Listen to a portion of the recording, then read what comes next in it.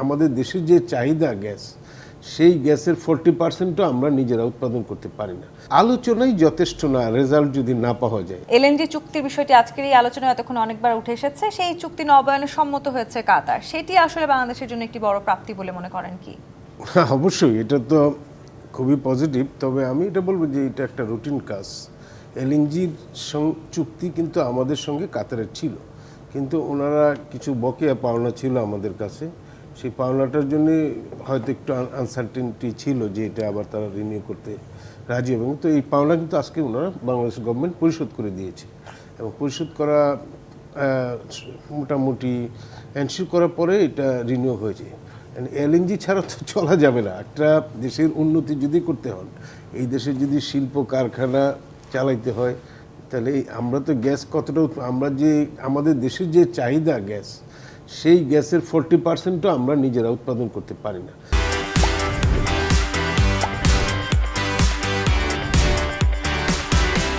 আমাদের ইম্পোর্ট করতে হয়। আমাদের তো কোনো পাইপলাইন নাই যে পাইপলাইন দিয়ে বিভিন্ন দেশ থেকে নিয়ে আসবো। এলএনজি আকারেই আমাদের দেশে গ্যাসটা আছে এবং এটা যদি আমরা কার্ড মার্কেট থেকে বা খোলা বাজার থেকে কিনি, অনেক খরচ পড়বে। কখনো বেড়ে যায় গ্যাসের দাম, কখনো কমে যায়, সেটা আনস্টেবিলিটি থাকে। যদি আমাদের একটা চুক্তি থাকে, তো ক্রাইসিসের সময় এই দামেই তারা সাপ্লাই দিবে গ্যাসটা। এবং কাতার অলওয়েজ আমাদের দেশের এই পার্টনারশিপটা তারা আমাদের সঙ্গে করে থাকে এবং আমি বলবো সেই দিক থেকে যা আমাদের অগ্রগতি, উন্নতি এবং আমাদের এক অর্থে স্থিতিশীলতাও, যেহেতু মানুষের এমপ্লয়মেন্ট হচ্ছে শিল্প কারখানার কারণে, সেখানে গ্যাসের সাপ্লাইটা স্মুথ রাখার জন্যে এটা একেবারে এসেনশিয়াল জিনিস। তো সেই দিক থেকে আমি বলবো যে এটা তো একটা পজিটিভ ইম্প্যাক্ট ফেলবে।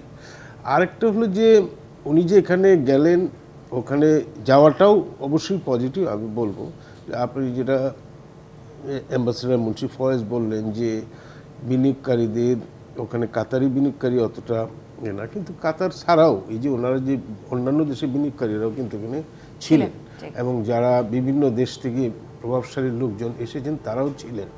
এবং বিনিয়োগ ছাড়াও ওখানে যারা চ্যারিটি বিভিন্ন গ্রুপের সাথে উনি বৈঠক করেছেন, যারা হয়তো এমনি সাহায্য করে। অনেক ফাউন্ডেশনের সাথে উনি মিটিং করেছেন। রোহিঙ্গা ইস্যুতেও আলোচনা হয়েছে, সেটাও খুব গুরুত্বপূর্ণ। রোহিঙ্গা ইস্যুতে আলোচনা করেছেন এবং এটা উনি তো ওআইসির মাধ্যমে করার জন্য। কিন্তু আমার কথা হলো যে আলোচনাই যথেষ্ট না, রেজাল্ট যদি না পাওয়া যায়।